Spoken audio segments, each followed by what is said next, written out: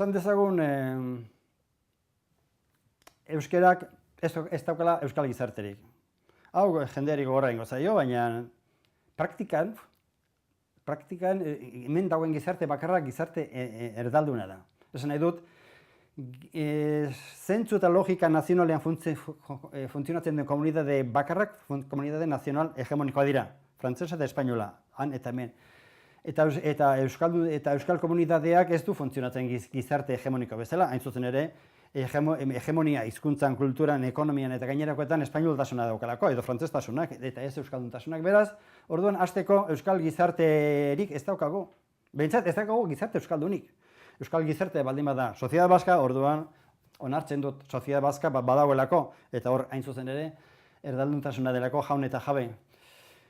Orduan kontua da, daukagun bakarra dela komunitate euskaldun bat, baztertu bat, marginal bat, gizarte hegemoniko espainol baten pean edo frantses baten pean, eta horren azpiko komunitate subordinatu bat besterik ez ginatek izango. Eta orduan, orain guk dauzkagun elementu hauek, euskalduntasunen elementu hauek nazional bihurtu beharko dira, alegia funtzio nazional batean, logika nazional batean erabiltzeko gizarte bat beharko genuke, beraz hegemonia eta botere beharko genuke.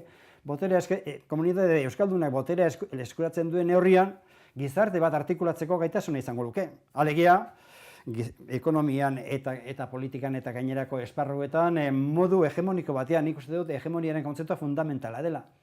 Hegemoniaren logikan funtzionatzen ez duen hizkuntza batek, nazio batek, ez dauka etorkizunik, eta globalizazio honetan are gutxiago, iraun dezakegu, nola edo ala, iraun dezake gure euskalduntasunak, baina modu marginal etniko edo etnodigloxiko baten iraungo luke, eta beraz orduan helburua da gizarte nazional bat artikulatzeko boterea lortzea, baina badakigu botere autonomikoa ez dagoela. Horretan, botere autonomikoak ez duela horrelakorik erakutsi, botere autonomikoak hemen Euskadi izeneko lurralde honetan bertan ere erakusi duen bakarra zuzen ere euskalduntasun etniko bada, bere aparatua ere, bere administrazio ere euskalduntzeko gai ez den botere autonomikoa daukagu, beraz, bere burua euskalduntzeko gaitasuna ez duen administrazio edo botere autonomiko batek zer nola arraio euskaldunduko du herria, nola bihurtuko du Euskal Herria Euskal Herri, ezinezkoa da.